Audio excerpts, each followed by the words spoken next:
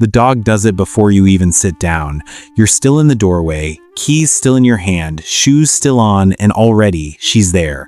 Not jumping, not barking, just standing close enough that you can feel the warmth radiating off her body.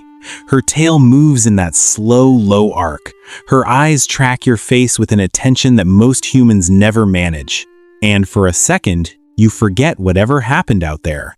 Whatever word was said wrong. Whatever silence stretched too long. It looks like a greeting, but it's not really that. What's actually happening in that moment, what she's doing when she positions herself exactly there, watching exactly your eyes, is something far older and far deeper than a dog who missed you. She's reading you. She's been reading you for thousands of years, actually. And somewhere in your nervous system, something answers her without your permission. Something settles. You might have wondered about this. Maybe late at night, when she's pressed against your legs on the couch and the apartment is quiet and you realize she's the one you talk to when things get hard. She's the one who witnesses your actual life, not the version you perform for other people. The full, unedited, sometimes barely holding it together version. And maybe part of you has felt strange about that. You shouldn't, because what you're experiencing, that depth of bond, that feeling of being fully known by a creature who asks nothing in return but your presence, isn't a sign of something missing in your life. It's a sign that attachment is working exactly the way it was designed to work. Human or dog, your nervous system doesn't distinguish between sources of safety. It only distinguishes between safe and unsafe. And for many people, their dog is the safest thing in their world. That's not sad, that's ancient. There's a particular kind of loneliness that doesn't announce itself. It doesn't arrive loudly. It settles in slowly across months of polite conversations that go nowhere, friendships that quietly fade, family dynamics too complicated to fully explain to anyone who wasn't there. And one day you look around and realize the one who really knows you, the one who has actually watched you cry, sleep, recover, fall apart, get up again, is a 40-pound animal who sleeps at the foot of your bed. The question isn't why that happened. The question is what that means. It means your dog became an attachment figure. In psychology, attachment theory describes the deep emotional bond that forms between individuals, specifically bonds that provide a sense of safety, comfort, and a secure base from which to navigate the world. John Bowlby, who developed the theory in the mid-20th century, was talking about human caregivers and human children. But the architecture he described, the proximity seeking, the soothing effect of presence, the distress at separation, the feeling of home in another living being, that architecture is not exclusive to humans. Your dog activates that same neural circuitry. When she follows you from room to room, it isn't neurotic. It's proximity seeking, the same drive that makes a child want to stay within sight of a trusted adult in an unfamiliar place. When you feel better simply because she's in the room, that's secure base functioning. Your nervous system registers her presence as safety, and it downregulates accordingly. Your breathing slows. Your shoulders drop. The low-level hum of vigilance that runs in the background of a lot of modern life gets quieter. She doesn't do this because she was trained to.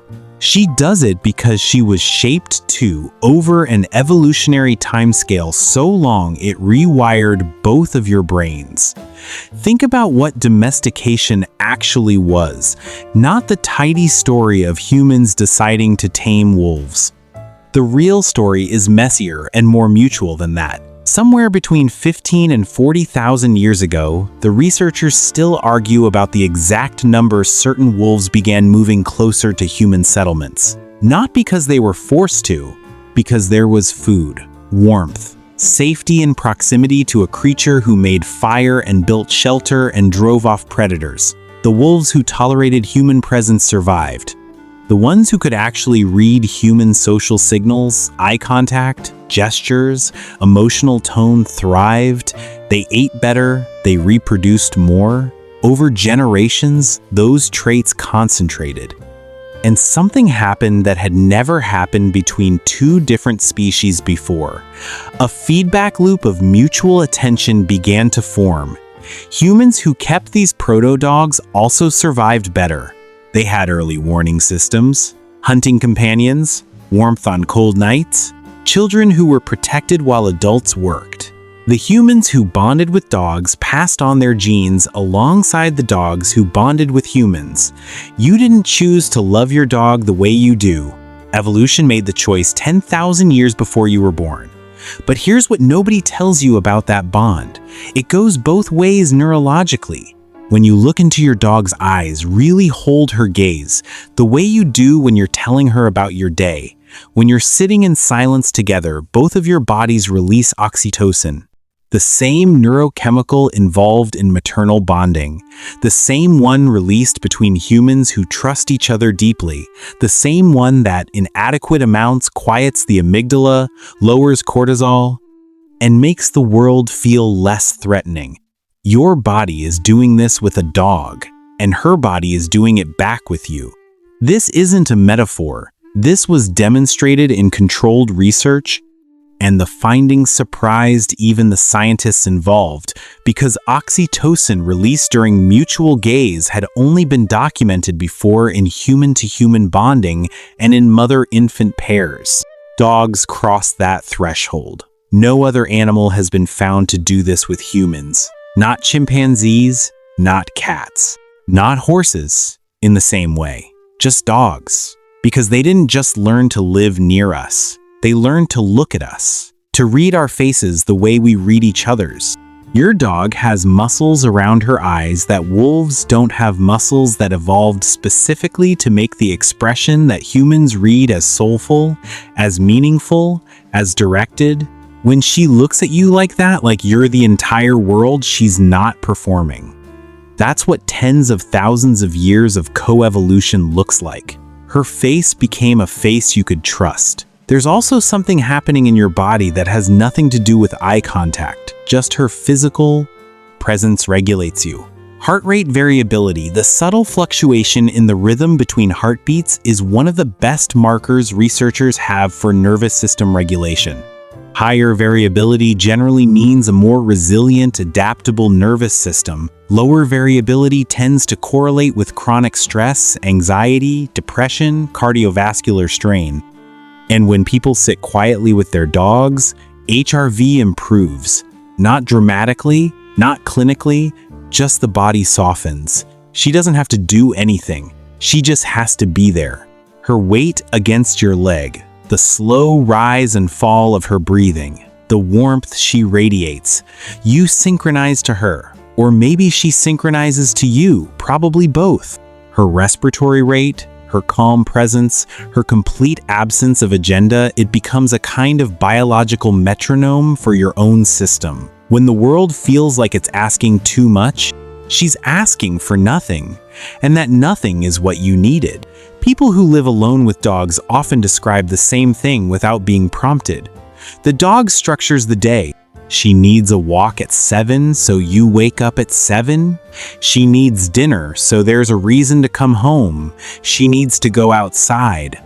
So you stand in the cold air for 5 minutes and feel the night on your face, and sometimes that 5 minutes is the most grounded you feel all day. She gives you a reason to be present in your own life, not as a replacement for human connection, not as a solution to loneliness, but as an anchor, a living, breathing, warm-bodied anchor who meets you at the door every single time. There's a concept in attachment theory called a safe haven, a relationship that you return to when you're stressed or overwhelmed, that reliably provides comfort and regulation. For many people with complicated human relationships, with trauma histories, with the particular social exhaustion of the modern world, their dog functions as a primary safe haven. This doesn't mean something went wrong. It means the nervous system is intelligent. It found safety where safety existed, and the bond changes you over time, not loudly, not in the way people expect transformation to work, quietly, the way a stone smooths, not all at once, but over years of patient water. You learn Through her, something about being witnessed without judgment.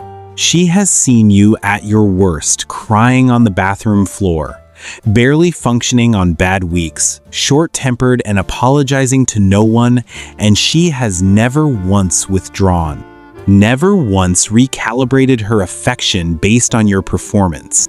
She loves the version of you that you sometimes can't stand. And something in being loved by a creature who has no access to your social status, your achievements, your failures, your history teaches the nervous system something it often struggles to learn from human relationships. That presence is enough. That you are enough. The dog doesn't know what you earn or what you've built or what you've lost. She knows your smell. She knows your voice. She knows the specific weight of your footsteps coming down the hallway. That's who she loves. So if your dog has become your family, your closest family, maybe your only daily family, you don't need to explain that away. You don't need to qualify it. You don't need to add, I know it sounds strange, or I probably need to meet more people. You don't need to apologize for the depth of something real. What you have with her is ancient and mutual and neurologically legitimate. It is, in the truest biological sense, a bond, a real one. One that regulates your nervous system and mirrors your emotions and meets you with warmth every time you come back through the door. She chose you back. In whatever way a dog can choose, in the way she circles once before settling against your side, in the way she checks your face before she rests, in the way she stays in the room you're in even when there's nothing there for her but you, she chose you. Tonight, when she curls into the shape that fits the curve of your body, and the room goes quiet, and there's nothing left to perform or explain or manage, notice that, not as something to be fixed or supplemented or eventually replaced, just as what it is. Home, breathing, still here.